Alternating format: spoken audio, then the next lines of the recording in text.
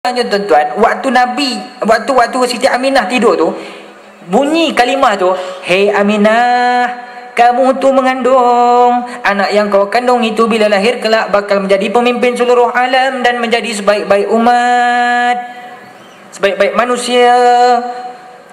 Bayangkan kok malam karang kita tengah tidur, tak basuh kaki, datang suara, "Hei Joya, kau tu mengandung anak yang kau kandung itu bila besar nanti bakal mengganti Pak Lah." Manalah tahu. Joyah pun bangun terus, bangun Bang Mae lah. Bang Mae kata. Bang Mae pun ngapai. Bukan Mae sini dah. Mengapai kata. Idaklah bang, anak awak ni datang pula suara tadi katanya anak kita ni bakal menjadi Perdana Menteri Malaysia. Abang percaya ke? Apa kata Bang Mae? Kepala otak engkau kata. Itu lepas saya tak basuh kaki.